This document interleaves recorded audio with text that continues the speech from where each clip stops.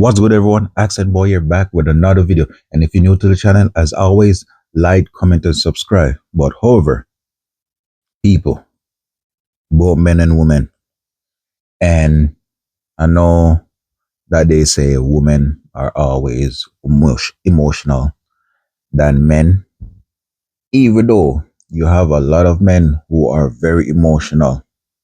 And here we have a story that I want to review, where you have this husband and wife. They say got into an argument when they got home. And what happened was that they're saying that the wife killed the husband during the argument, but the wife is making the story so weird. What she said happened was that when she and her husband reached home, some guy was at their home waiting for her husband, and that guy who was waiting at home reportedly shot her husband. It's a weird case. From the look of it and the sound of it, I believe that the lady is lying, and I feel like she does not want to take accountability for her own actions, because even in the video, her own dad seemed like he didn't believe her. So what I'm going to do, I'm going to let you guys see the video, then we're going to come back and chop it up.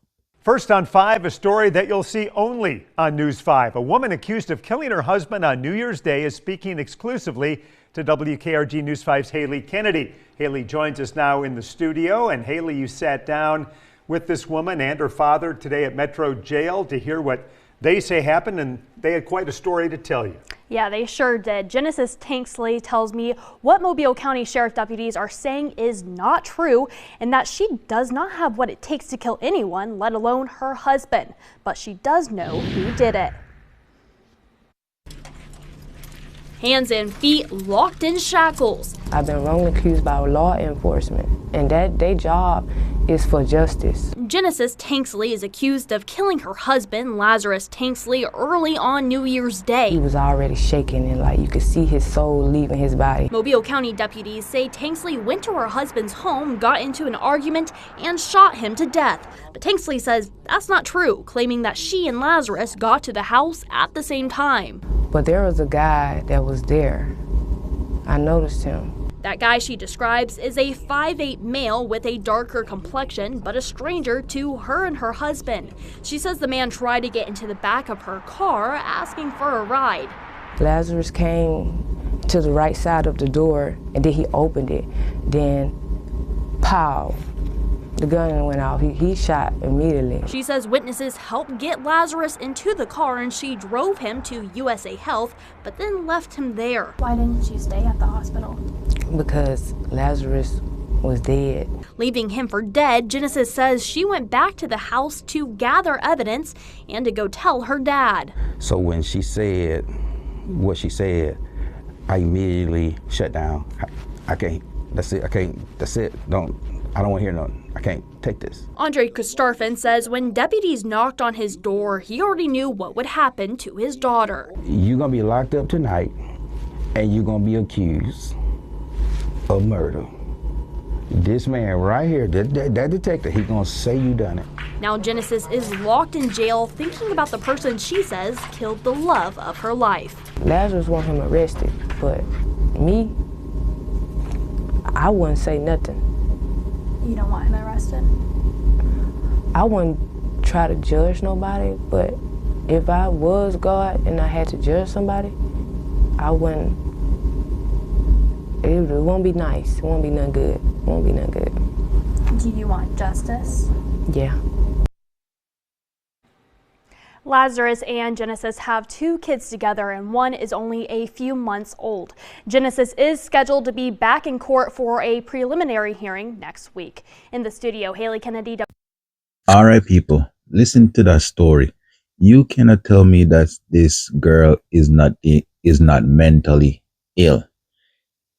First, the lady said she and her husband got to the house, and there was a guy who was standing at the house, and she recognized the dude, And then all of a sudden, she did not recognize the dude after the dude tried to get into her car. You know what I mean? And she was saying she was in the car still, and then her husband comes to the right side of the car, and that's when the guy opened shot and shot her husband. It doesn't make sense.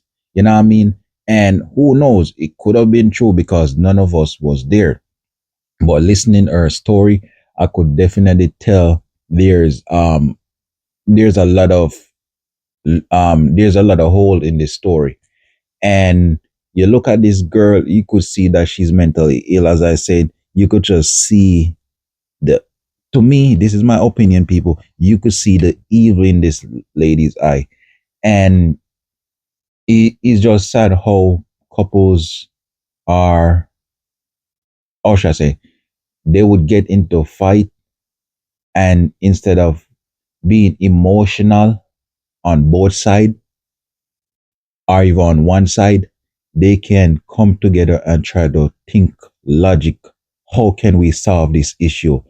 If you're gonna use if emotion's gonna come into the way of a relationship, is never gonna work. You know what I mean? And as I said, men are emotional, women are emotional, but at the end of the day, emotion does not run a relationship. You have to think logical when it comes to certain stuff in order for your relationship to work. And it's sad that a young brother lost his life over both of them arguing. It doesn't make sense. And what evil was worse, this lady did this interview. You know what I mean? I think they set her up for failure. I don't know. She said she's being framed by the police, but come on, your husband got shot.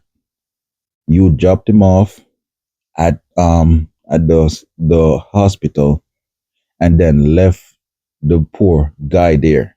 You're saying that he was dead, but you went back home and collect the evidence. Like, who does that? Why not wait until the FBI people came and collect the evidence for themselves? I feel like you're lying. And not only that, your own dad seemed like he didn't believe you, because he was saying that what's going to happen was that the cops, they're going to come and they're going to charge you for murder. That's what I'm saying. This story have a lot of holes in it. I feel, as I said, people, this is my opinion. I feel like she did it. I feel like they basically got into something which draw her to basically kill this dude. You know what I mean? And it's sad because they have two children together. So you probably wasn't thinking about your kids. You was only thinking about your own self in this situation, and let your emotion get the best of you. And this is why I don't deal with people who are very emotional, because people who are very emotional, they can't think when they're very emotional and going through something most of the time. You know what I mean?